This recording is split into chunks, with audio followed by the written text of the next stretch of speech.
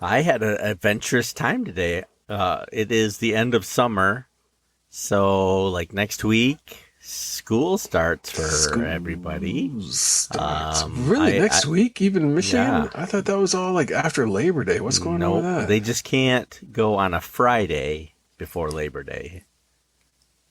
Yeah, I don't Wait, know what? why, and they can't wear white before Labor Day, right? Yeah, Right? something like that. Yeah, I love the just the random rules that are just out there. I before E, it's just all those things. It's No, all yeah. takes place. My oldest boys, they go to the same school now. It's a high school. One is a Oh, senior, one that'll is a save you a little bit of a freshman. trip. And my middle child moved up to seventh grade. And my Uh, 5-year-old's going to young fives. oh my goodness.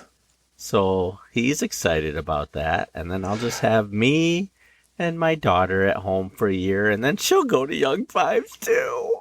Oh my gosh.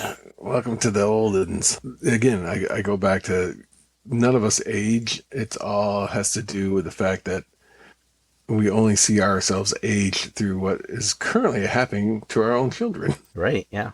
I still It's feel like, like oh I'm crap, they're 20 in school. because I still don't know anything. Yeah. There's clearly that level of like, yeah, I think if I was actually mature enough, I would have been able to think things through a little bit better at this Right. point in my life. I'm But still waiting for like that over 50 class, where they teach us how to be adults like our parents were. we'd Yeah, all wear fedoras and right. spats on our shoes and Yeah. We all have to sit in rocking chairs on the porch somewhere. we've got the cantankerous part down. I think we've got that pretty Oh, well nailed. I think we've mastered that. Yeah, they've been asking me to help, teach a master class on the YouTube of Right? how can you be a curmudgeon. You're turning people away for that class. Yeah, yeah. The various techniques I can employ for just. I have an opinion and I'm going to stick to it no matter how many facts you point at me that says to the contrary. Yeah. At least the 5-year-old is excited about it. Yeah, for Wait now. till it happens every Yeah. day. Yeah. I have to do it again tomorrow? Yeah. Wait. When did this happen? It's not for an hour a week like it's been. I love my children. He's the one I'm worried most about on not Yes. causing trouble. And if you hear this, later on in life, I mean it in a loving way. Yeah, my I daughter. remember when he was 19. born. They let you in, huh? Yeah, just the once. When my son was born, whatever that movie was called, Phantom Menace. Gotta get our Star Wars reference in. So Phantom Menace. There's the Phantom Menace reference. Thank you. Yeah. I was wondering where So that was going to fit in. it was inevitable. Like But sand. Okay. But I passed out these like yo-yo things, like basically they were lightsabers that you could flick and the paper was all coiled up really tight so that the paper would extend out. It doesn't matter what you said after I passed out. I'm just going to edit it there and just say you passed out at your, and I your passed son's birth. You're listening to, and this is why I love comics. Andy and Mike!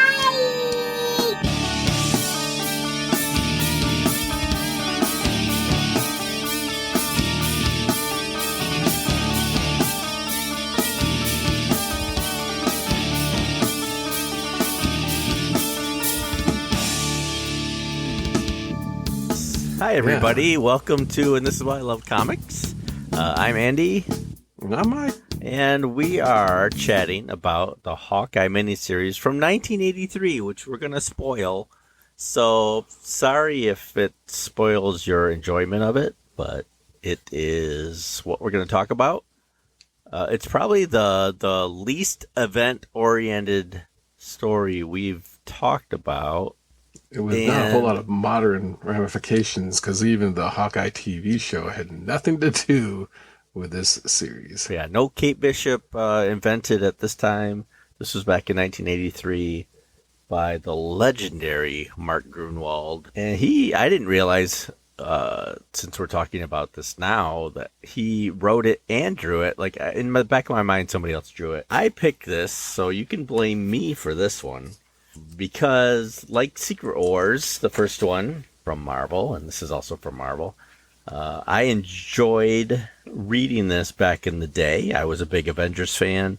Hawkeye was my favorite character. I've always liked him more than Green Arrow from DC, which is a surprise to me because I'm a big DC guy. But Hawkeye, for me, I've always enjoyed more. I mean, they're really similar, and there's not a whole lot of differences, and especially after this 4-issue miniseries, and it was only 4 issues. Way back when, I enjoyed it so much, it became my favorite miniseries for quite a while.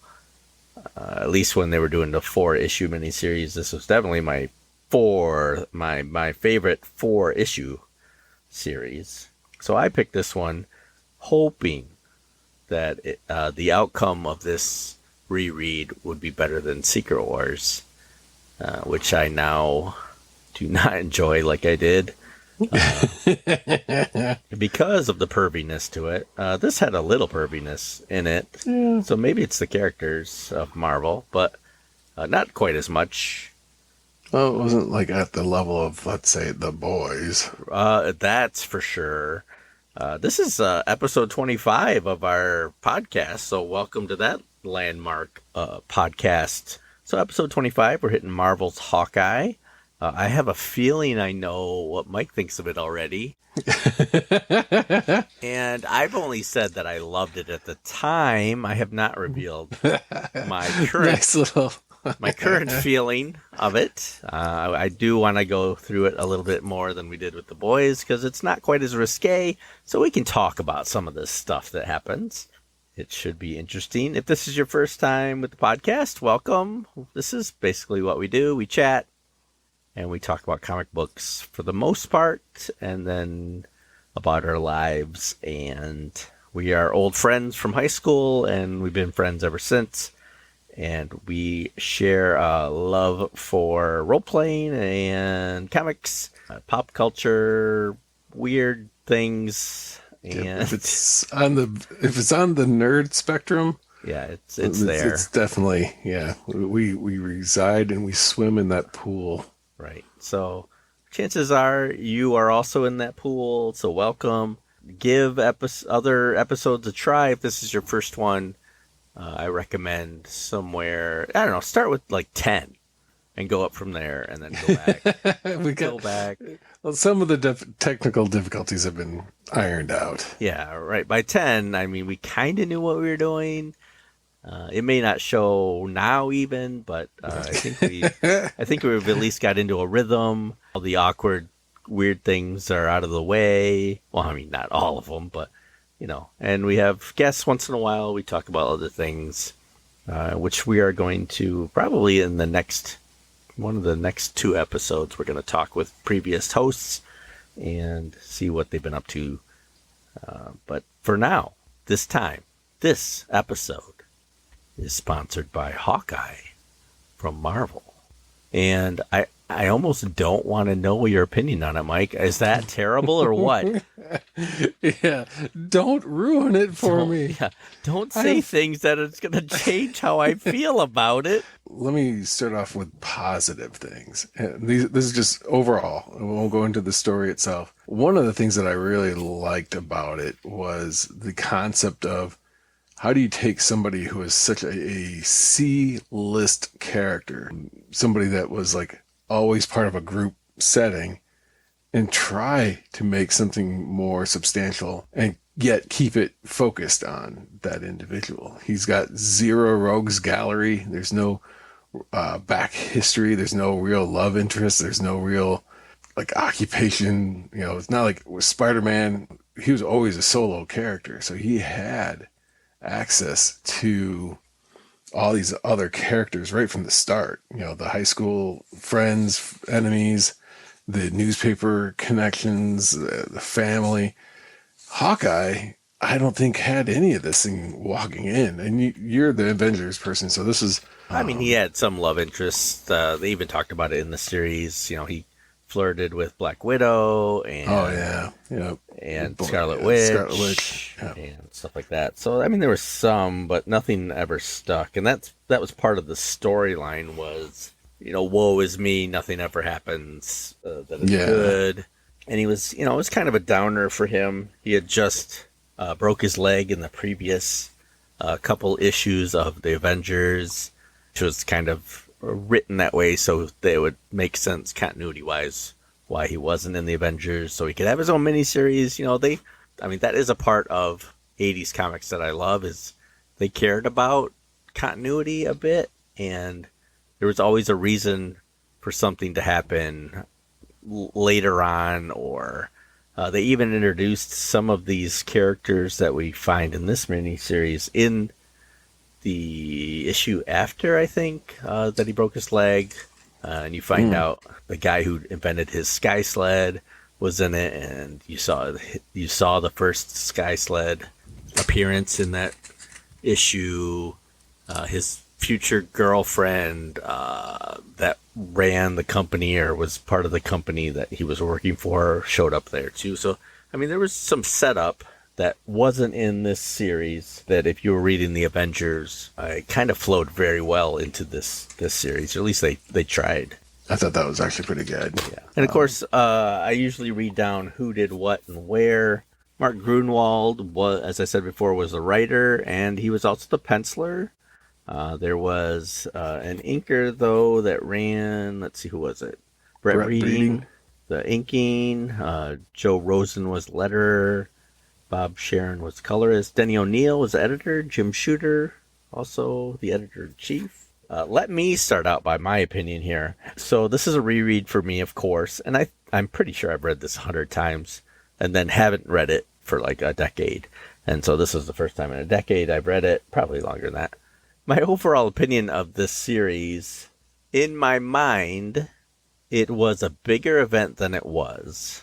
It was kind of refreshing that it wasn't as big that I thought it was. Like, it was down to earth, a little more personal, and like you said, it brought forth this character that probably didn't have that much highlight, or at least wasn't well known enough for the casual reader, and it kind of made him interesting, even though some of his characterization was, oh no, I'm such a loser because I can't fall in love with the right woman. Pretty okay? Is that a phrase? Yeah, it is now. I enjoyed this series probably more than you. Just kind of refreshing that it was a superhero story. There was nothing. You didn't find out his mother was this evil woman. There was nothing too revealing about the story. It was pretty straightforward. There was a couple twists and turns, but it was just for me, it was just a good, solid, old superhero story that they don't do now because they gotta complicate things, and it's like it would be like reading an average issue of The Flash, and he just beats up one of his rogue gallery villains who wanted to conquer Central City, and then that was it. Like, the next issue was something else.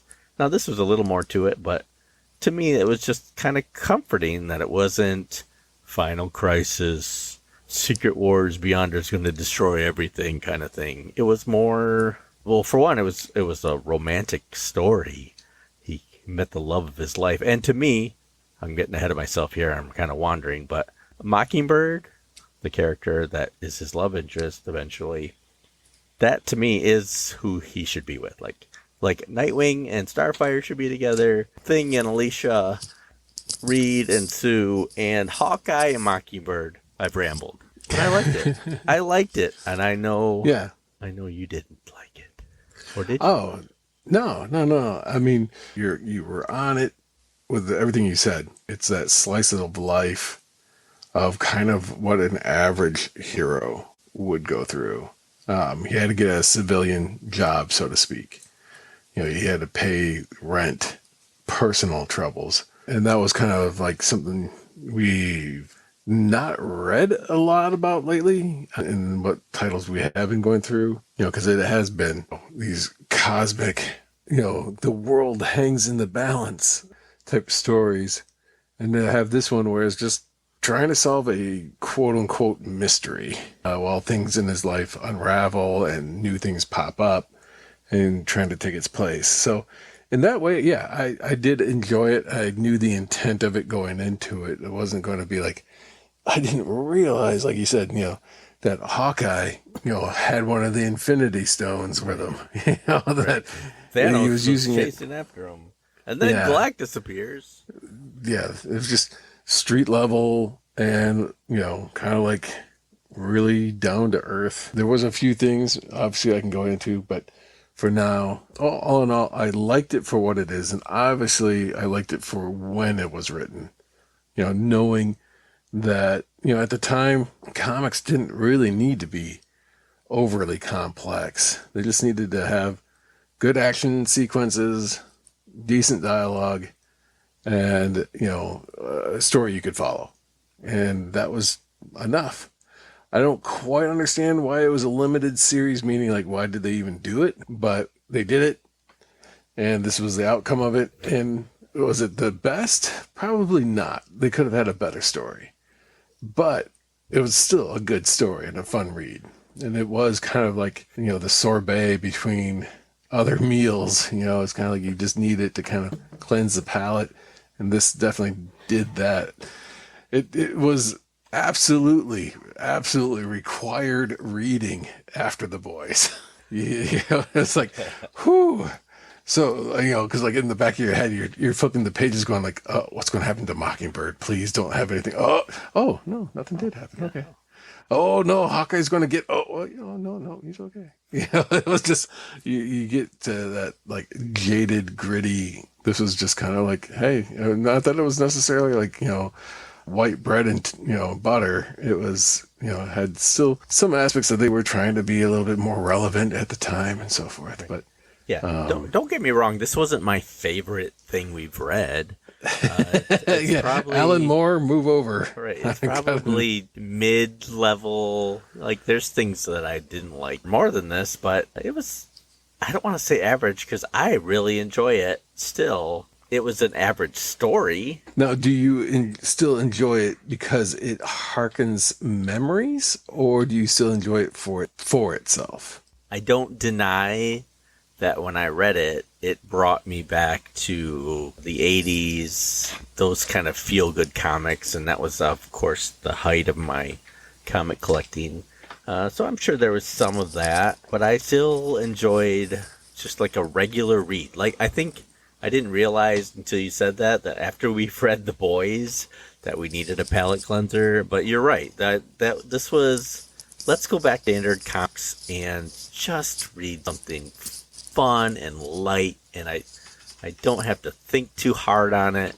And maybe it had a couple surprises, which this one did, but it was nothing groundbreaking. It was just solid, a solid attempt at whatever they were doing. It has these characters then go on to West Coast Avengers, and Hawkeye was a big deal in that, and then he got his solo Avengers comic for a while. So Hawkeye, I mean, really after this one, pretty popular for a while. I mean, I just had a good time reading it, and I didn't have to blow my brains out being depressed about it or anything like that.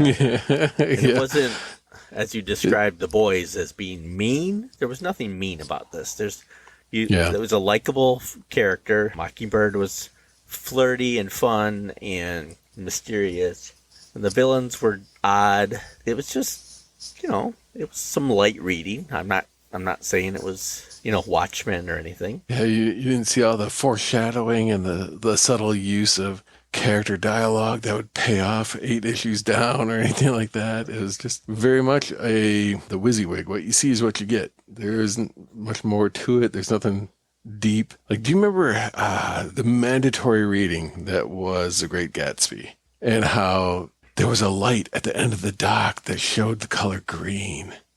And it's like, what did that mean? What was the emphasis? Or what was the billboard that was outside? And you're like, who the heck cares? Let a billboard be a billboard. Rosebud.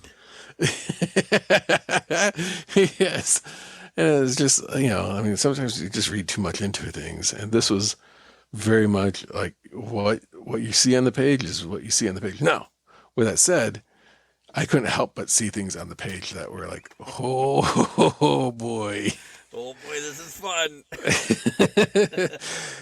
So let's open up on the first page. Why are the crosshairs pointing at a certain part of Mockingbird's anatomy? Mark Gruenwald decided that was a good focus for this.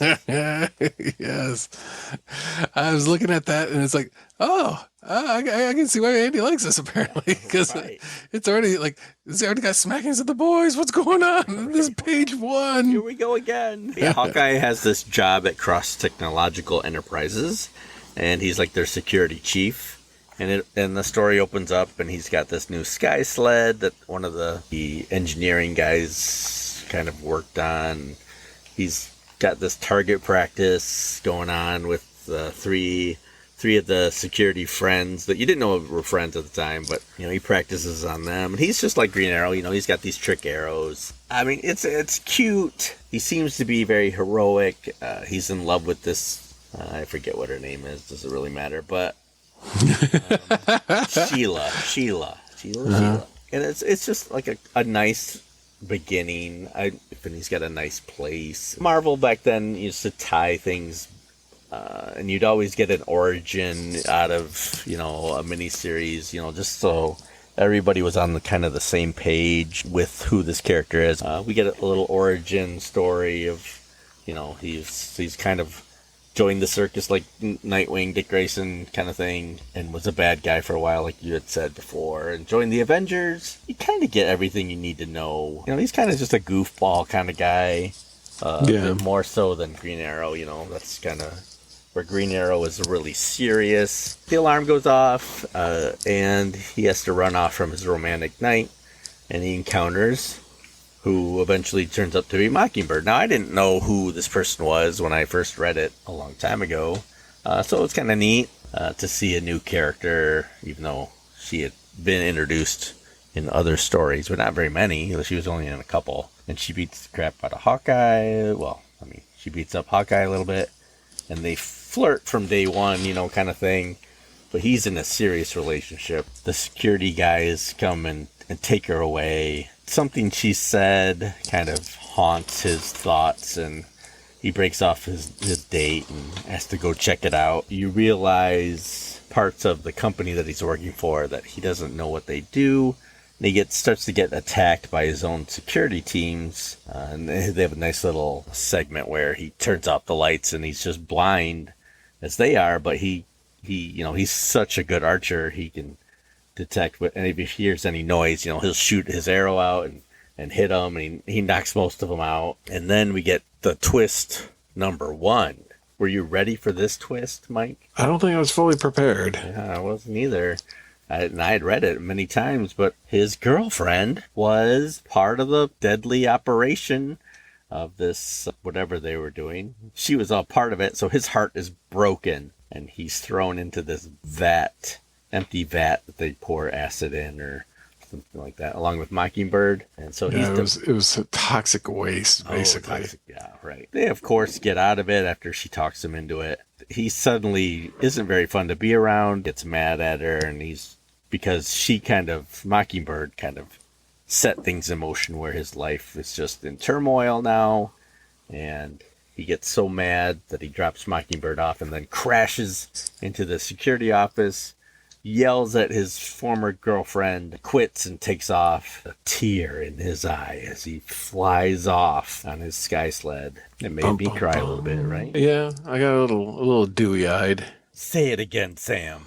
Maybe this time. Say it again, Mockingbird. Maybe next time I'll believe it. I always enjoy when acid burns off costumes, that there's inevitably strategically placed acid. It's like, how is it that it just hits here, here, and here? Not so much here. Right. But these spots. This isn't The Boys. I mean, what are you talking about?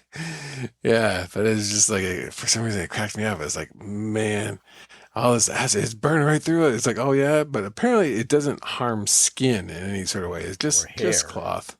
Yeah. Yeah, hair's perfectly fine. Not a problem. Yeah, it's just a cloth disintegrator. That is some very, very specific. And that was all of issue 1. I mean, that was like 22, 24 pages summed up in less than 3 minutes, but I still love it. I still like the whole kind of setup. I like what'd you think of the art? Let's talk about the art. Mark. Yeah, it had come in some high moments and some very low moments. There was, obviously it was a much simpler time, and art for comics was not like quote unquote highbrow like it is today. Inevitably, it's never a good bit of storytelling when you have to have an arrow to tell the reader to read this next panel. Right. And not to go to where they instinctually would go. Yeah, there's some interesting aspects, and I don't know if it's just, some pages seem really, really rushed. Where Hawkeye and the Swordsman, the retelling of his origin,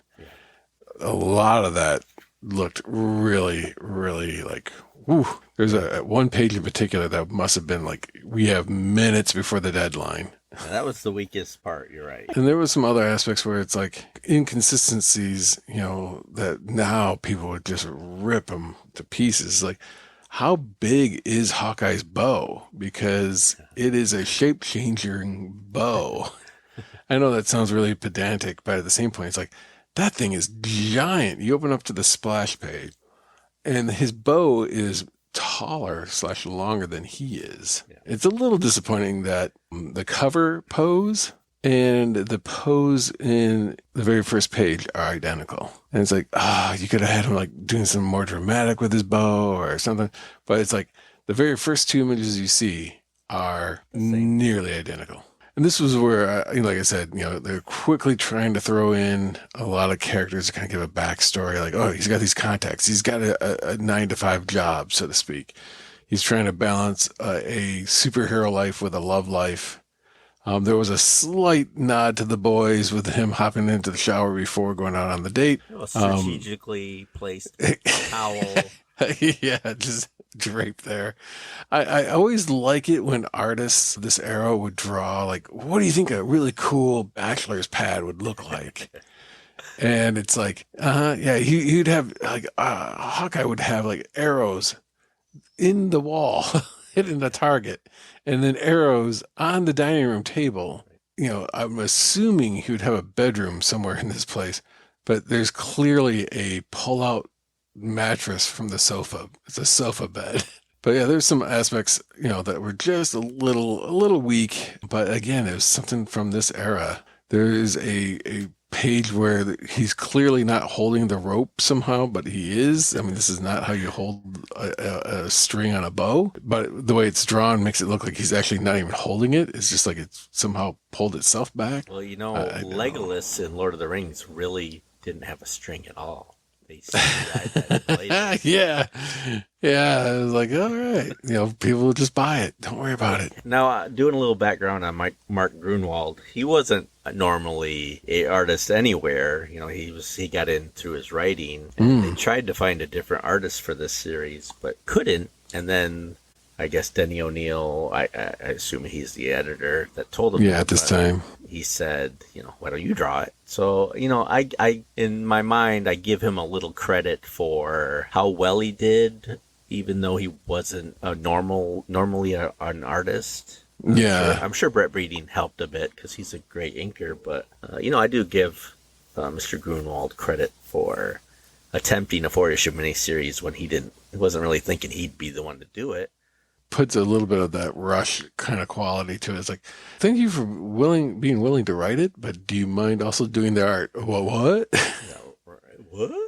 But there was some panels that were like, okay, and then there were some panels that were, that's really good. I can see why they let him do it. Yeah, it's just inconsistent. But one other aspect, this was something that goes back to when comics started, and I know that Steve Ditko is probably the most famous for doing this. The hero talking about referencing like, this person is really this superhero, and he would do the half civilian face, half costumed face, and he did that quite a bit in this book, the series. I remember the Captain America one. Who else did they do? Mockingbird, I think, did one as well. There might have been one other one with the villain when the main villain is revealed. I think there might have been one of those there too.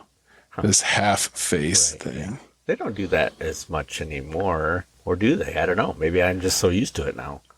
Yeah, it's just not done. It's usually, and one of the things about reading a book from this era too is you kind of forget a lot of the comics shorthand for comics. Because now everything's done by computer writing. All the fonts and all that stuff is all done by computer. You can do all these like tricks and things with it, but I kind of forgot all about like if you're going to do a flashback. Round the corners of all your comic panels so that people remember that this is actually set in a different time because you didn't use the straight, 90-degree corners. It gives you that sense that this is going back. And then like thought balloons, today it's all entirely done by like a rectangle with words in it. To reflect someone's thoughts. Do they even do thought balloons anymore? No. It's just like if it's an inner monologue that the person's having, they'll just have like. And I remember this was done in when Jeff Loeb was doing Batman and Superman. They would even go as far as like putting the Batman symbol in this rectangle. Yeah, like a caption box. And then it was a caption box, exactly. And that was to reflect the person's conversation. Here, it's like if it's more of a smooth circle, it's a out loud, with a triangle or an arrow point. That's someone speaking out loud. But if it's a thought in their head, it's a really bumpy cloud with little tiny dots, smaller circles heading towards the person's head to denote that they're thinking. And I kind of forgot all about that. We've been reading, for the most part, relatively current comics as of late. And it's like, oh, yeah, it would be done this way.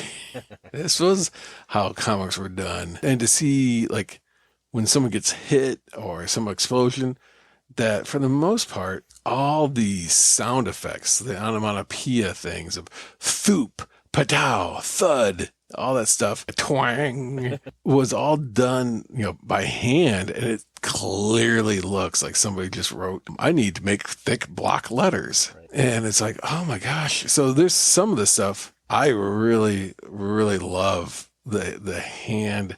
And I know this is Marvel, and this is top tier stuff for Marvel at the time. But man, I just remembered how much of this stuff. It's like, oh yeah, they did this, and oh yeah, that was kind of a trope to do this, and that was a go-to shortcut for doing this. And it's like, yeah, that was great. So in many ways, it kind of, again, another refresher to simpler times to kind of bring you back. It was a serious comic for Hawkeye, but it was just kind of fun. It was just like an adventure. It was here's what's happening in his life right now. It didn't have to be, oh no, there's 3 Hawkeyes from a different multiverse. Yeah. After him, and one of them happens to be a clone of Gwen Stacy. Right, and then called either like Gwen Eye or Hawk Stacy or Hawk Gwen. There's not another Archer trying to kill him, Flash. Yeah. And the villains end up to be I kind of like them. I didn't know any of the villains. Some guy named the Silencer, Oddball, and Bombshell. Yeah, that's fun. Those are characters I'd see again. And that was good too, because it was like I said, for a character who didn't have a rogues gallery, this almost instantly gave him one. Issue 2 starts out with Hawkeye kind of mad and angry at the world, and he's super tired. He hasn't slept, and he's down in this railroad tunnel with a makeshift bullseye, and he's just shooting arrows at this concrete bullseye. And of course, the arrows are getting broken, and each time he goes through a round of them, there's less arrows that he can shoot again. And he just keeps going over and over again, shooting these arrows. And of course, as always in Marvel Comics, there's a group of hoodlums just hanging out there too, and they want to beat him up. Instantly, he has a full quiver again of arrows and just starts shooting them. He was dry on his quiver when he ended that last one. And suddenly he's got these arrows and he's just shooting them all out. And I'm thinking, some editor did not even catch this. So why did I? You know, why? And I've never caught that before. I just enjoy it for reading.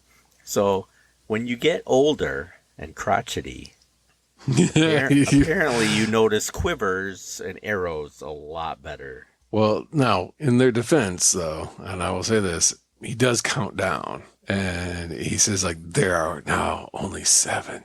Yeah. Crack. 6. Crack. And that's the last is at 6. Now, yes, the drawing shows that his quiver is completely empty. And when he passes out, his bow is way off to the side. But then all he does is he grabs his bow. And then, yeah, the drawings show that his quiver is fully restocked.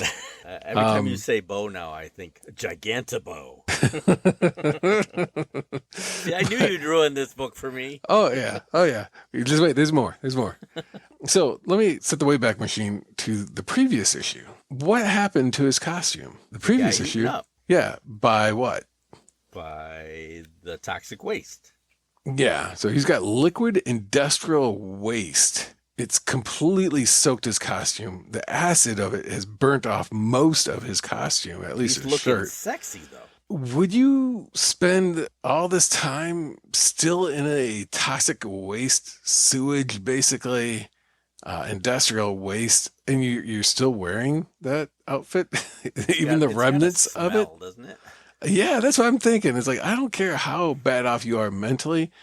You would at least like throw the mask off. You'd throw what's left of your tunic thing. That would all go away. He's still just strutting around in stuff that just reeks to high heaven. But he's just like, nope, I'm going to keep this mask as ridiculous as it is. And we're just going to keep it on my face. No, I think if that thing is still soaked with this acid, I think you'd actually try to take that stuff off. But it's comic book logic. And you just kind of let it go. And he still has his sled, his flying sled, which I do like that he has that kind of mode of transportation, and they use that later on too. Mockingbird finds him at his apartment, his apartment that is no longer his because he's been fired from the company, and the company provided a space, so he is homeless now, and so they go to Mockingbird's apartment, and she kind of introduces who she is. The half face again. Yeah, the half face again.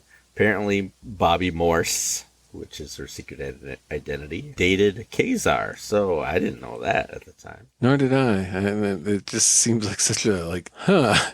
But what about Shanna, Yeah. Kind of gets into her background, and she leaves the apartment, and Hawkeye sleeps it off. I've always liked this silencer villain. Back in the old days when we would make Champions characters, this was my peak Champions time reading this series, and there used to be a kid named Bob that I used to game with around this time. Oh, yeah. And he had Champions too, and we would go back and forth. We had this competition where if you made the character before the other person made the character, that character was in your universe and not the other person. Now, I don't know how that started or why, or I would always be clamoring for new characters that he didn't see and then make that guy and just claim them as mine in my universe. And we'd go back and Dibs. forth.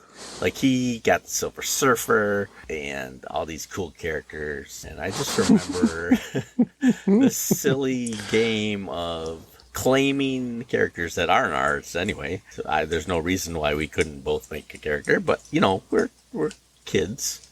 And I remember making this guy and being so happy that he was mine. I just always liked the look of him. Well, that's where I was going to ask. The look of him. At first I thought, wow, this is going to be amazing because this is like a great, they called back to this. I didn't realize it. I don't know if you are near your computer where you can just do a quick Google check. I have a favorite artist. It's like a soft spot for is Howard Chaykin. He had done a character called Dominic Fortune. And take a look just do a quick Google search of Dominic Fortune. Take a look at this silencer costume. It has primarily more to do with the color schemes Yeah. and some aspects of it of like, Wait, Dominic Fortune was the silencer? That's what I thought. It was like, did he come from the silencer from back in the day? Is My that right? mind just exploded. Because I was going, those costumes look very similar, like shockingly similar. And then, to continue with it, and initially, and what hit my head first before Dominic Fortune was Howard Chaykin's other costume character for a Marvel spinoff when Marvel had an imprint called Epic Comics. And that one was called Midnight Men. So you have to type in Midnight Men Chaykin or something like that, or Epic or whatever. Yeah, I got something else typing that without the Yeah, you kind of got to be careful with that, apparently, that Google, because there's some sort of manga out there with the same title. That's not what I got. Put your safe search on, sir. Yeah, I know. What is this, The Boys? Wow. But both of those kind of like, huh. Yeah. So did this series influence Howard Chaykin in his development of these other two, because I know the Dominic Fortune character goes back a ways. But when did he do that series? I think it was like after this, so it had to because... Yeah, very similar. Yeah, because I was looking at that going like, there's no way that this is like the same character, is it? And so the first time I saw it, I thought it was. I don't know. The question, that's a good, crap, now I'm wondering. Because apparently the Dominic Fortune character had been around earlier in, one of those like Marvel premieres, but when Chaykin came back to redo the character in his Marvel's other imprint, that Max, it's like, is that American Flag? Is that Black Hawk? Is that Dominic Fortune? I love Howard Chaykin. Oh, yeah. He, for 100%, he does a John Byrne. Every person looks the same, especially every main character. Male hero. Yep. He just does, and I mean, he gets away with it. I mean, all his other stuff is great, but anyway, initially I was thinking like, oh my gosh, this is going to be so great. He's going to reveal that it's going to be Dominic, and I was like, oh wait, no, it's not. And then also I know that Hawkeye's in a deep sleep, but I can't imagine how deep of a sleep you must be in that this guy can put a gun and it is legit making contact with the side of his head. And how many panels does it take before Hawkeye wakes up and then hits him? And it's like, dude, you had him with a gun to his temple. Just pull the trigger already. But it was like 5 panels, 6 panels of him just holding it there going like, He's called the silencer, not the procrastinator. Well, and then he misses, He's just like, at that close range, he still misses. You're a professional assassin. You had 5 minutes to pull the trigger. He wakes up. You could have fired it from anywhere, even in the door frame, but you walked all the way up, and it's like, this is worse than a James Bond villain. It's like, I made an elaborate trap that you can easily escape from. And then Hawkeye dodges him, and then the silencer pulls up next to him again, and Mockingbird saves him from the trigger being pulled. So he's a terrible assassin. Yeah, it does answer another question, though, that we know that Hawkeye is a briefs man. He is definitely a briefs man. Not boxers. No. I do like the fact that this is an 80s comic, and it's not shy to have the main character just in his underwear. I mean, come on. That's taking a step in the right direction, right? I mean, yeah, very much so. And the fact that it is an 80s when the height of interior decorating was to use old wire spools as a dining room table. Right. Those industrial wire spools you see on the sides of trucks and stuff. It's like, yep, Mockingbird, keep it classy. An interesting power that's somehow that this guy can absorb sound from anywhere. Right. The gun is muffled while he's shooting it, but then Hawkeye shoots it and it makes it isn't. Yeah, that's interesting. You didn't see that every day. I'm sure there's other characters now that have that, but back then that was kind of original. I did a quick Google check, and there are 2 other individuals in the Marvel universe that have the name Silencer.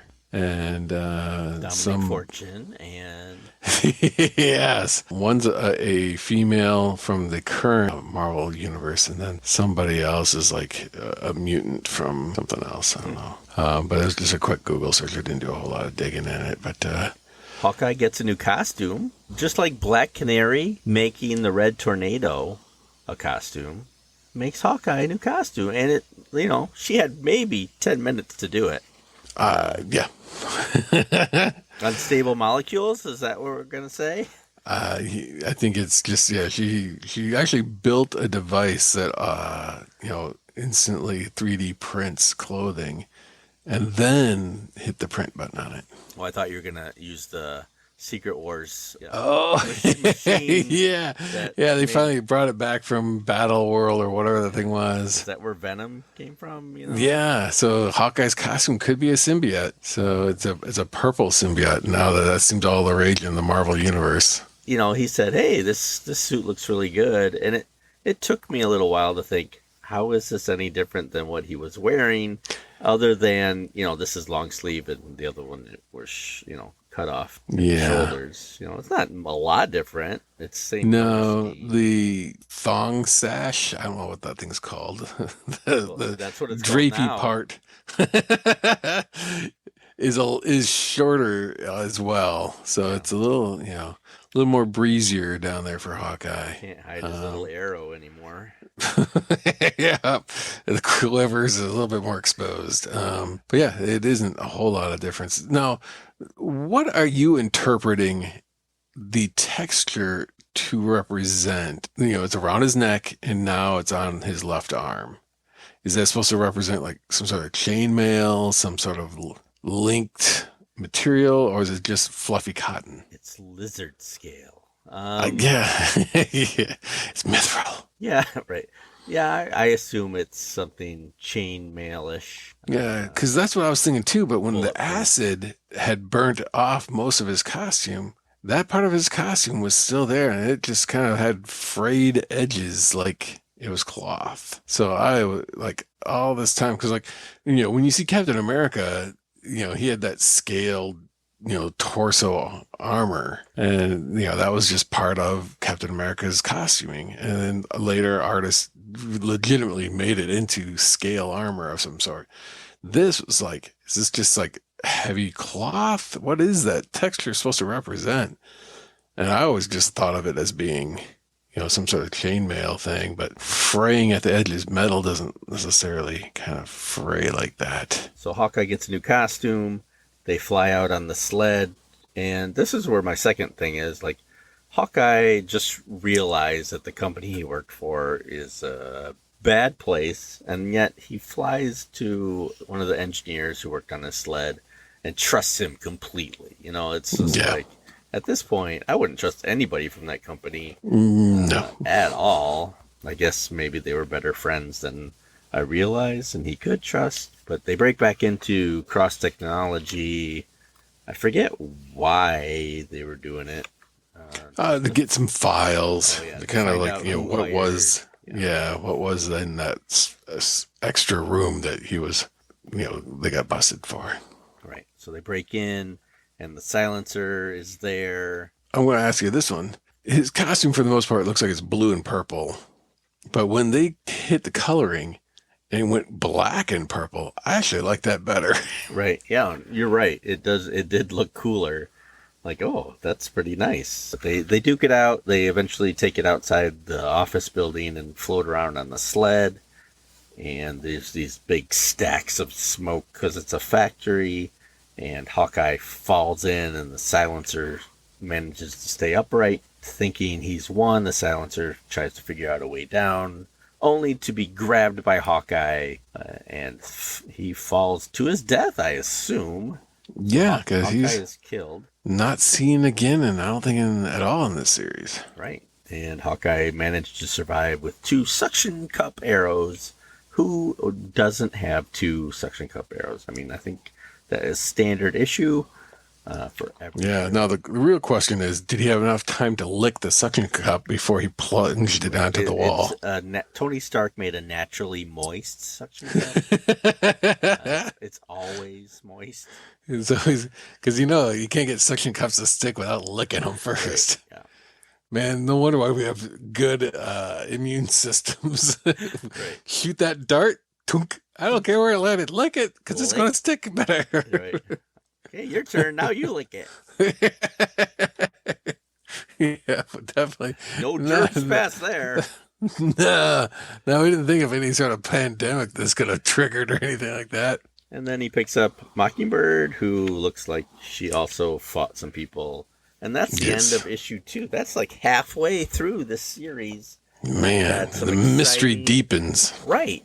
I got to say at this point, when I hit issue 4, which I'm not going to talk about, and you find out this grand scheme, I had no clue that was even what was going on. Like, I was literally shocked at how what this scheme was, because there's no hint of it whatsoever in the first 2 issues, at least. So well done. It's so shocking. We have no clue if the writer even knew at that point. Yeah, and that's the thing, because like legit, I was thinking like, well, you got 4 issues, you've had to have had this planned out. You're going to drop some clues. You're going to give us a little heads up as to where this is heading or who might be the mastermind behind all this. No. I almost feel like he wrote 3 issues and then somebody said, hey, how about we do this? And then he went, sure, okay. Yeah, why not? Now, I don't know that for a fact, but, And yeah, he's no longer with us to ask. Right. How are you liking it so far? I mean, like you said, this is just a fun romp. I mean, sometimes you just need something. He's like, man, I've had nothing but stress all day at work, or, the family life is kind of on the outs, or I just need pure escapism. And that's pretty much what this is. There's, you don't have to give it a whole lot of thought. You're not diving so deep into this. Like, now, what issues did he have with his mother? What triggered these particular, like him getting into this costume? And it's like, no, you just read it and you just like let it flow and you just kind of let it go. Maybe we should send this off to Bendis. Say, look what he can do in 4 issues that you can't do in 20. Right. Yeah. This would have been at least a 12 issue miniseries, only to get this far. No, yeah, there would be several pages of Hawkeye lamenting his loss of his love life and him just wallowing in it, and then retrospectively just walking down one dark alley, another dark alley, page after page. It's like everywhere I look, I see something that reminds me of her. Is that a police squad? Yes. Yeah, that's actually from the movies in that case. I never say that one out loud, but I think that one a lot. Yeah, we don't have to elaborate. If you know it, you know it. If you don't, just do whatever. If I have to explain it, you won't get it. So.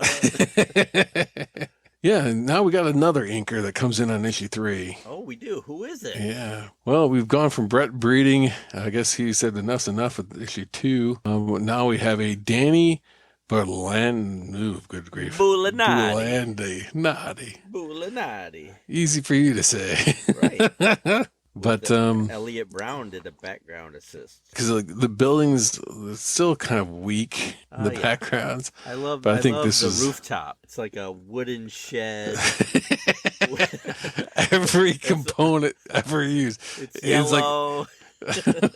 There's some pipes that go nowhere for no reason. Yeah, they're capped off. There's no exhaust on them. They're just capped. It was almost like somebody was like going, I want you to draw every known building material out there. Can you draw wood? Got it. What about concrete? Yep. Brick? Yep, got that too. Glass. Got it. Metal pipes. Okay. Surprised there wasn't a metal water tower, Yeah, something. Yeah, it's like, okay, now let's see. We want bamboo girders, for remodeling purposes. Apparently knows how to draw Venetian blinds at various levels. Apparently the entire building was told to put their Venetian blinds at half mast. So Right. just yeah, every window. That's all they It's- got was that's Yeah, that's as far down as they like- go. Yeah, it's like sorry, the windows were twice the size of our blinds. Didn't know that when we ordered them. So, but We ordered yeah, in bulk, and that's what we got. that's what we get. It's a background embellishments, more like background embarrassments. But then when they actually go into the tower, on the very next page, it goes from being very much wood grain to apparently concrete or possibly metal. Or just painted blue. I'm not sure. Just a blue structure. It may be made out of jello. Yeah, there's a lot where things just kind of, I wouldn't say fall apart, but just oof. Yeah, clearly Bombshell could look better. Yeah, and she was supposed to have like supermodel looks. Just isn't coming across. There are some panels where it's like, I think you lifted that from somebody else because this style doesn't look like it's aligned with the rest of it. Well, the bad guys blow up the building with Hawkeye. They booby trapped it. Bluey. Bluey. Bluey. That's right up there with McClunky from another Star Wars reference. We get introduced to Bombshell and Oddball, who can just throw really hard balls. Yeah, we're back to fourth grade. He likes playing with him, apparently. Right, yeah. All guys can sympathize with that power. Yeah, it's like, I don't know if that makes me a villain. Right. And of course, the heroes survive for a variety of reasons. Fire department comes. Really, the first couple of pages is just to emphasize how broke they both are now. Like they're both are gone, and They lost everything. Yeah. And Mockingbird, you see, kind of flirty with Hawkeye, but he's still like hurt from the last relationship, and Yeah. I kind of like that Hawkeye went to the sporting goods store, got some new arrows. But the question mark is that he had to go to the sporting goods to get the arrows, but the arrow heads, that's... Yeah, he has them in his quiver. He just... do they make babies in there? Modular Like little arrowheads. Arrowhead babies are in there, but he can't get the... It's like you're making... He's got an arrow that he uses that's like a thermite heat tracer or something like that. And it's like, but then he has to go to a sporting goods for the most basic parts. And it's like, how did you make this? And yet you can't make the shaft or the arrow. And it's like, no idea. Now, I'm going to ask you this, because I did this in other comics of similar. Whenever they represent an urban environment, and it was the same in Watchmen, and I think this is where I started doing it, was in Watchmen, was all the graffiti that's on the walls in various elements. When you read comics and an artist attempts to put graffiti who's never actually known how to do street art, do you actually try to like discern what they were trying to accomplish with it? Or if there's like, oh, that's their initials, I get it. But there's one, I think that happens after they had an encounter, and I'll let you talk about here. But there's legitimately there's a wall art that says, this poster exploits women. What? What? But then when Hawkeye goes to run past it, then all of a sudden, it's gone. It's a different poster completely. I mean, I'll look at the graffiti and stuff like that, but for the most part, I don't pay it much attention. If it's something obvious that catches my eye, I'll look at it. Or if it's something that the artist seems to be pointing to as something important, normally I just look through it. Obviously, there's one in here that has the signatures of some of the people that worked on it, or something similar to that, but not really. When I read a Legion book and they have words in interlac, the language, and they have their own alphabet. The future. Yeah, and I'll decipher some of that maybe, but that's just because I like the Legion so much. In general, I don't do that. I only like Legion stuff, reading graffiti, and for sure, reading pleasure. So now I do not care. Yeah, but it's just one of those moments of I just, it always catches me off because it's like, it just, seems out of place, even though I know it's supposed to be there. It's just like, it seems like it doesn't look legit. Like somebody was like, going, oh, I think this is what I think of when I see graffiti. It's like, ugh, what is that? And they take the subway and meet Steve Rogers. No explanation as to why he's on it. No, They're on it because they're subways. penniless. He likes just to take the subway sometimes. Asks if he needs help. And Hawkeye is a man and says, I don't want Captain America's help. He'll think I'm a wimp. So he says, no. And again, another half mask. It's like, all you had to do is like, he's already saying like, oh, that's Captain America. And it's like, do you really need to show him in costume to, go like, oh, Right. that's If him? you don't know that by reading this story, I think not worry about it and just move on anyway. Yeah. So the duo walks through the subway station and meets Oddball, who throws his balls at them. And We'll get through this. and it numbs Hawkeye's arm or hand, and Mockingbird has her little stealth batons and starts whacking the balls. And, Snicker. and yeah, I mean, there's a little chase scene, bombshell. I'm not sure what she has loaded there. Some sort of incendiary charge, it says. Kind of burns her, knocks her out, sorta, but then they fight, and then she gets hit again. Oddball has these balls that go on fire, and so he's got trick balls, and just like Hawkeye has trick arrows, and so they duke it out. I mean, that's a good nemesis that doesn't have to have a bow, He's got his own little gimmick. I do like that Hawkeye shoots balls from his waist, and half the balls go, but in every other shot he's got all his balls again. Yeah. I mean, you know how it is. I'm trying to hold back, sir. I'm trying to keep this out of the boys' territory, but Yeah. whew. Hawkeye's bow grows and shrinks a bit in the next, and then Bombshell panels. takes out Hawkeye. So apparently Oddball is just a lousy villain. Did you now? I know there's two things that happen. I'm gonna point out the first thing that's not as horrendous, but both these instances occur on the very same page, and they're in fact framing panels. There's a spot where Oddball and Hawkeye are fighting it out on these girders way up The high up open in the girders on all the subway stations. Yeah. Where most subways have a good 30-foot clearance above, Right, yeah. above them.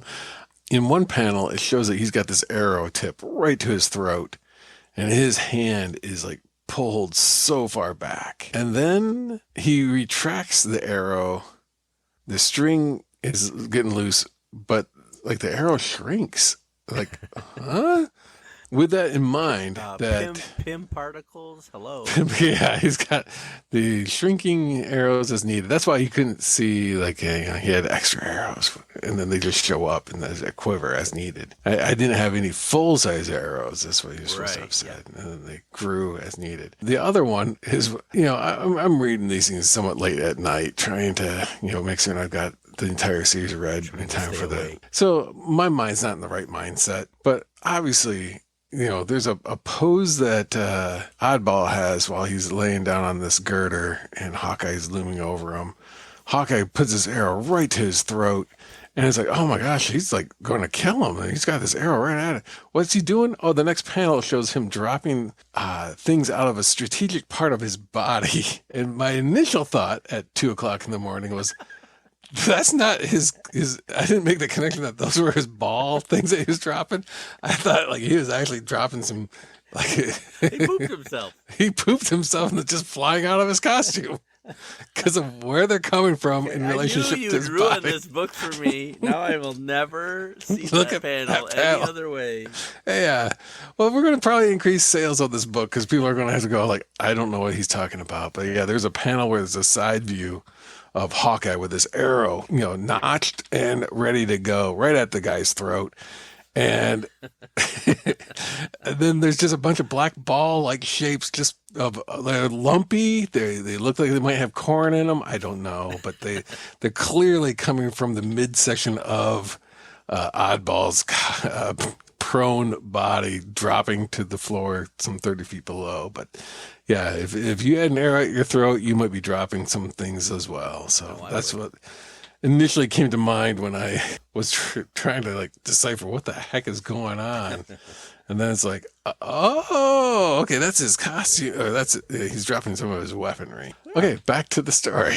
Issue 4, I love this cover. It's funeral kind of Hawkeye with heroes around them mourning. It kind of reminds me of the what if the Avengers defeated everybody in reverse? What if the Avengers just kicked Hawkeye's butt? Till Death Do Us Part is the final issue title.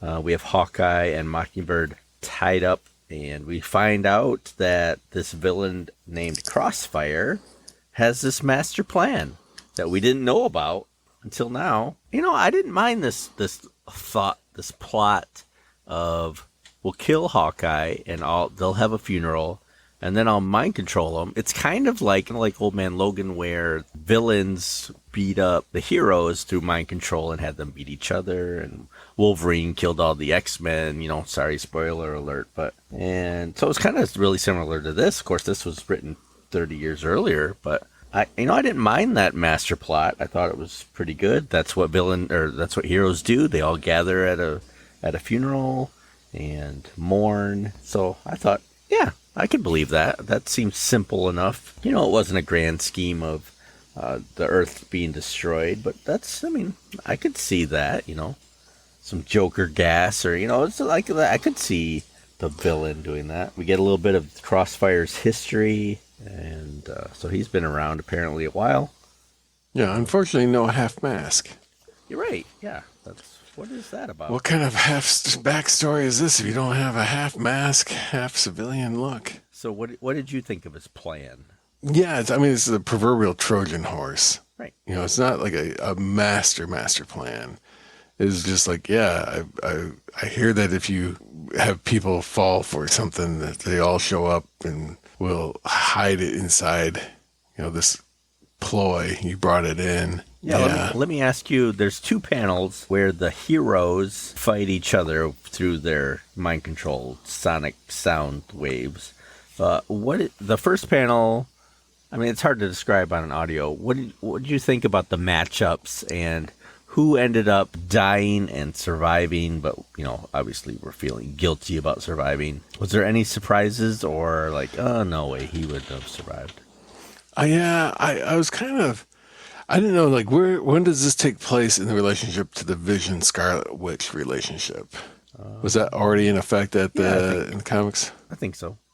Okay, because Vision's looking over the lifeless form of Scarlet Witch, so she didn't make it. Right. But in like current comics, like Scarlet Witch is like the most powerful being on the planet. She's wiped out the universe, and she said no more mutants, and that stopped the mutants. And to see her here, kind of like, yeah, she's done. Yep. That was a little bit of a surprise. Yeah, and then Thor, I could see being the top survivor. Thing, that kind of threw me a little bit that he somehow managed to make it.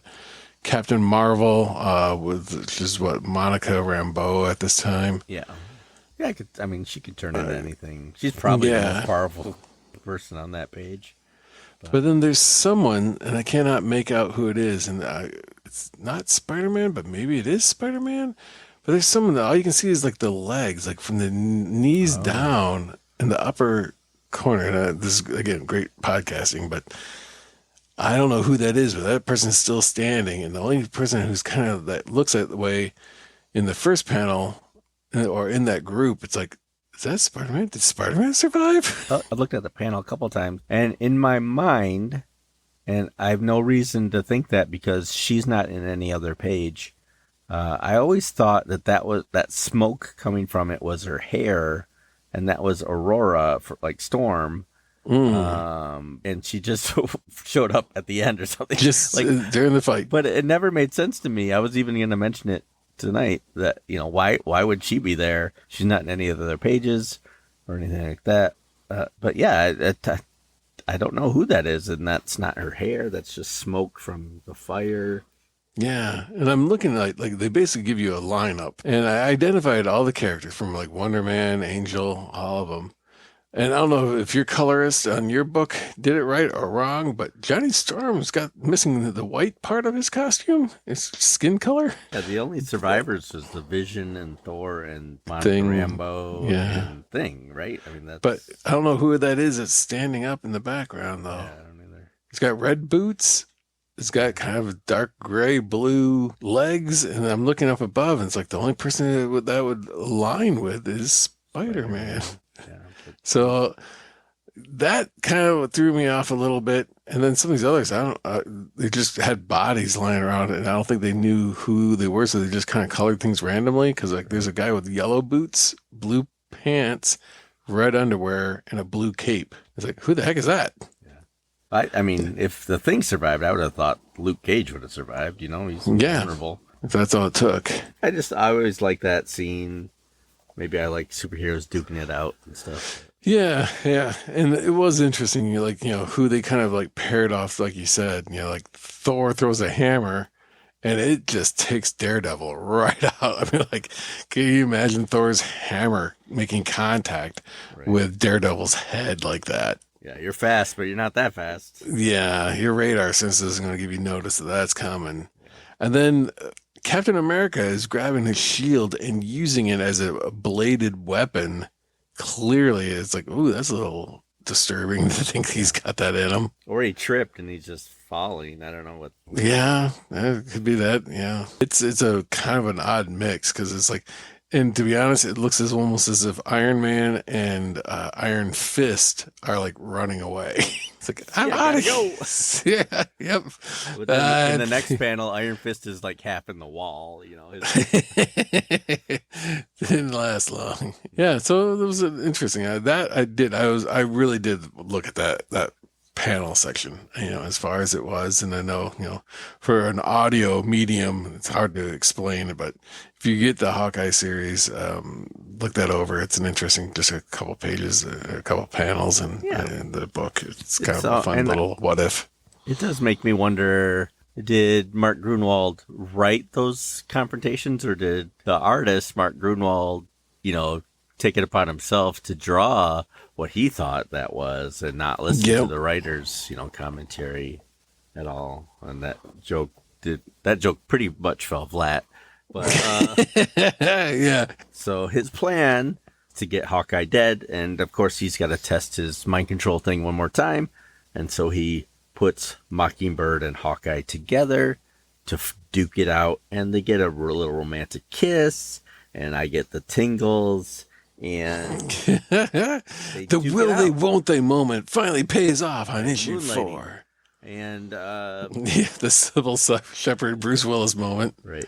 So they duke it out, and I think this battle was pretty good. I'm pretty sure Mockingbird should have kicked his butt, no problem, since that's all she is. But for some reason, Hawkeye wins at the end. I do like the fact that in this book, the origin of Hawkeye's hard of hearing, which they use later on, even in the Hawkeye miniseries on Disney Plus, he's hard of hearing. They use this. They show it here why he gets ear damage, and it's because he put a supersonic whatever arrowhead in his concussion mouth. thing. Yeah, and he uses it to drown out the music, but then he loses his hearing too. And then they eventually trick the bad guys into thinking they were down, and Hawkeye takes out the bad guys, no problem, and fights Crossfire. Now, this running gag of no one can lift or pull back Hawkeye's bow, but Hawkeye,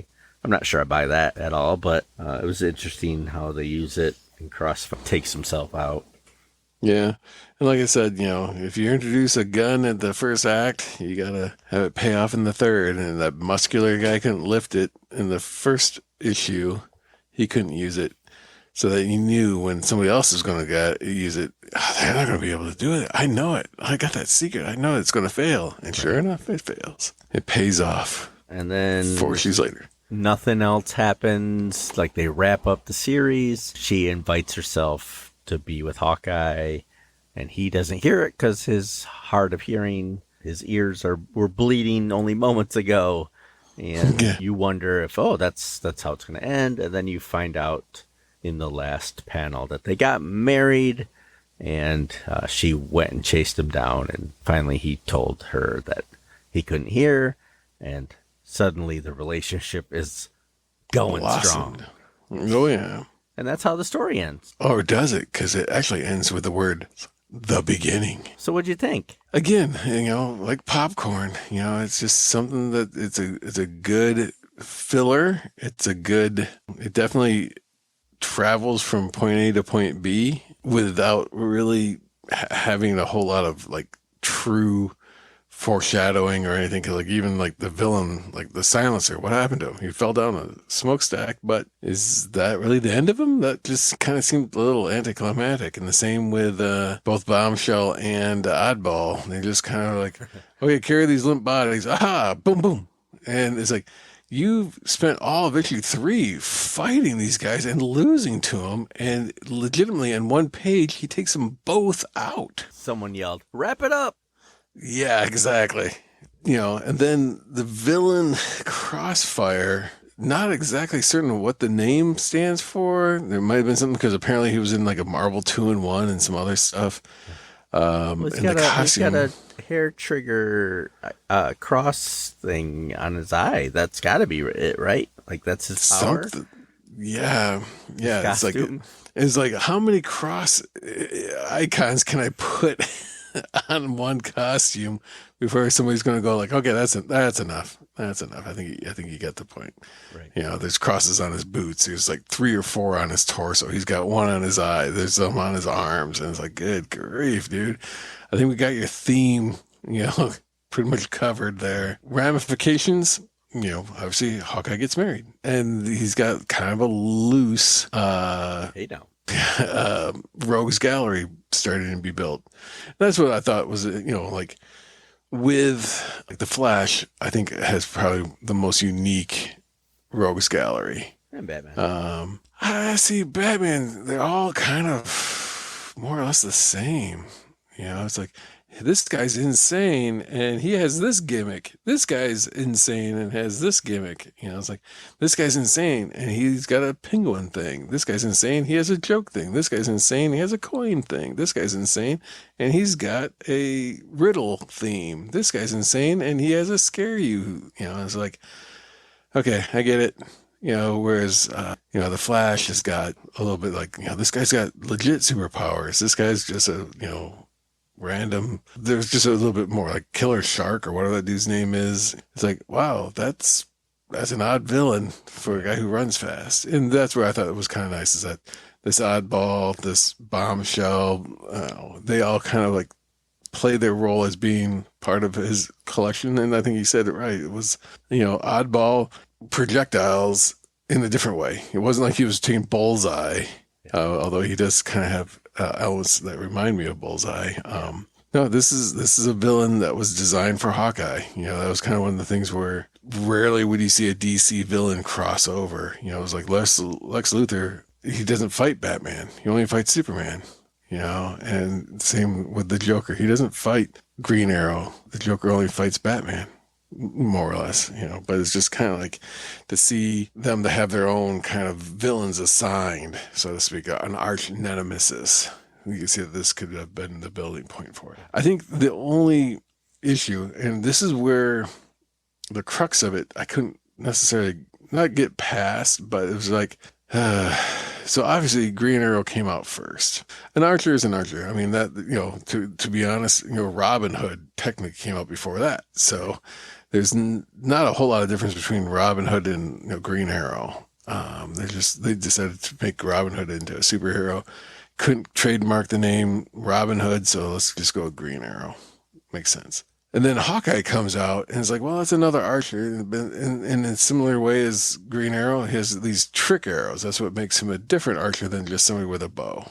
And it's like, okay, it's hard to say like what really separates Green Arrow from, Hawkeye. It's just like, it's Marvel's answer. But then it comes to Mockingbird, and even down to the name, it's like Black Canary Mockingbird. It's just Well, like I don't understand what you're saying. it's just like, what? I mean, you've already got a knockoff character, and now you're giving them a knockoff love interest as well. It's like blonde superheroes that, of the same power level that all of a sudden they're like, yep, we're going to have, now granted, Black Canary has a different power set, but for all intents and purposes, costumes, the same kind of like romantic relationship. Well, yeah, this is pretty much Identical. It's like, how hard would it have been to, come up with another character that wasn't, Mockingbird? Why would they do that? Yeah, I can definitely see the similarities, but one is an agent of S.H.I.E.L.D.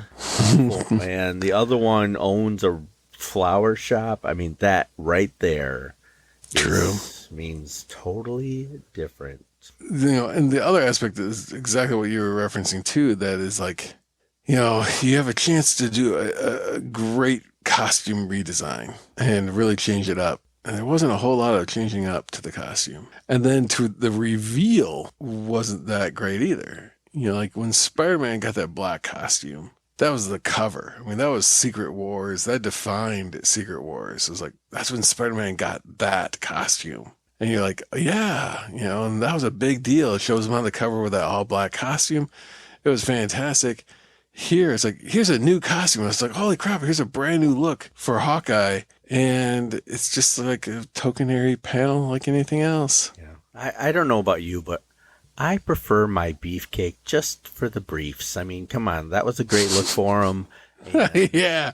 Why couldn't he just kept running around in those black underwear? I mean, come on. That's a quiver and a black pair of underwear. That's all he needs. You want shock value? That would have been it. Yeah, but then it makes an unfortunate situation of like, where does he hide the extra arrows? Right. Well, those arrowheads got to be somewhere, right? Mystery upon mystery. All in all, it was a very, very straightforward. There wasn't really any unexpected twists per se, outside of that initial one that you could kind of get a sense like, this is going to probably end up this way of, his initial girlfriend turning out to be a traitor to him, betraying him. And it's like, oh yeah, his life is just going to go that way. But there was so many other little moments that I was looking at, and it's like incidental things. It's like when you see a nun in a comic book, something's going to happen with that. Yeah. It's like, especially like, okay, panel one, and it's like, my heavens, just sitting on a folding chair in a subway station. And then it's like, yeah, I think something's going to happen with that nun. And sure enough, whack, whack. You don't put a nun in the comic without showing that nun again. Yeah, exactly. Maybe a plot point. There's some weird bits of dialogue. I think some of it's just a product of its time. And then again, like Oddball's trapped. He's got a rope wrapped around his wrist. And he breaks open one of his many optional ball weapons and pours acid out of it. And it only lands on the strings and not anything with his costume or his own. He doesn't look as good in briefs, so they didn't want to do that again. Could very well be. That's what probably led him to have his little accident on the girder. Yeah. Uncontrolled bowel movements. They don't call him Oddball anymore. No. He's got a different nickname now. The Deuce. Overall, I enjoyed it. I'm glad we read it. It was exactly what I thought it was, and that's kind of refreshing.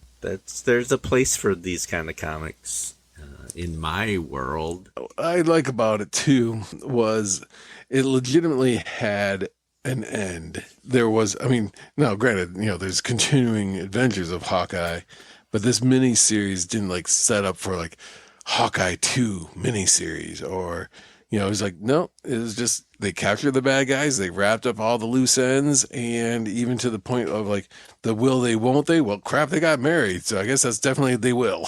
It's just There's enough stuff where other writers could use a sequel and some of this information, but none of it was forced. and that's what I think. When you look at a Batman or a Superman, it's like, oh my gosh, this is like 1,000 issues of these characters and there's no end in sight. There's nothing that's like, okay, let's kind of lead somewhere, let's go somewhere.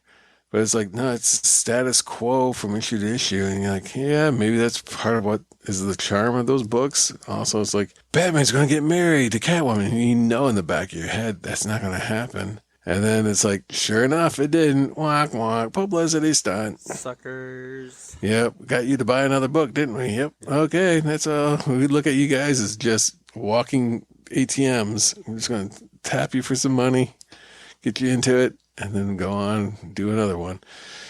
Where this miniseries, being a miniseries, is like, I can tell a complete tale, and, we can both walk away mutually. And you'll see that, you got a complete story. We had a complete adventure. If we pick up again, let's revisit. But it's not like we had to. Yeah, So, I'm not breaking anybody's imagination when I say I liked this better than The Boys. yeah. Yeah. Like I said, I was reading it and I didn't have to feel like, oh, crap, is somebody just walking into the room as I'm flipping to the next page? Because I don't know what's on the next page. It could be anything. Michael, what are you doing? Yeah. Nothing, Mom. Nothing. Doesn't anybody knock? Just. I'm just reading The Boys. Mom, I told you to knock. Yeah, exactly. Yeah, it's uncomfortable all the way around. Yeah, it's like, boy, you've been in the bathroom a long time. A few more pages.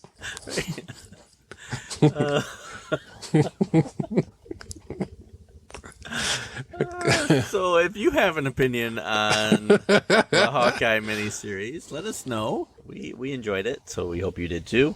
Yeah.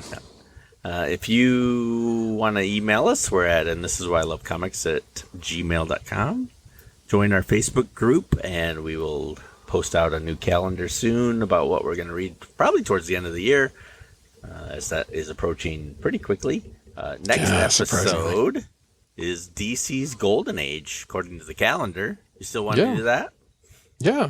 That's got it's one I've been looking forward to reading for a while. When it came out, I think it was one of the last of like the Prestige, if I remember right.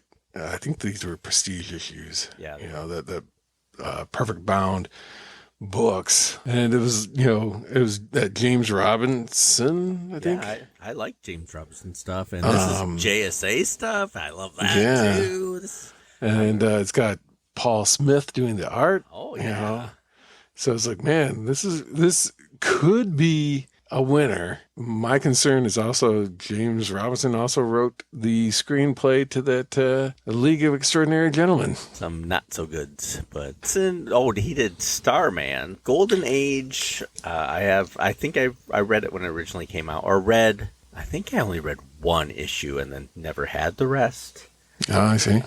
But now I have the trade, so I'm looking forward to seeing how the rest of the story is, and it's not like I remember it anyway, so it'll all be new to me. Should be good. I'm looking forward to it. Whether it is good or not, we'll find out. Right. It's got to be better than The Boys. For what it was, The Boys was good. It just wasn't my cup of tea for certain. And I can see how some people might like it. Some people are like, I love horror movies. The higher the body count, the better. And it's like, I couldn't really deal with that kind of stuff. So it's just not in my wheelhouse of interest. I will still put Bendis well below it.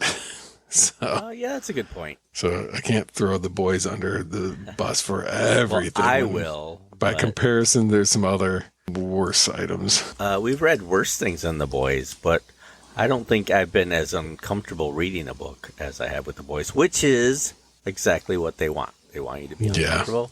So, job well done. Success. Golden Age, and then we're going to do some what ifs in the next couple episodes. Yeah. And we're going to talk to former guests like Kevin and Matt 10.0. See what else he threw his money at. Right. And Matt 2.0 and all these other .0s, and it'll all be fun. So please join us. Tell a friend. We'd love. Or two. Or two or three. We'd love to share episodes with them as well. I don't think I have anything else to say. Keep on trucking. I'm Andy. I'm Mike. And we'll talk to you later. I can dig it. I can dig it. As always, thanks to Thunder Chicken for letting me use their music. Go check them out on Spotify. Why can't you take it all away? And be with me, yeah. Why can't love take us both away? This goes right through me, take.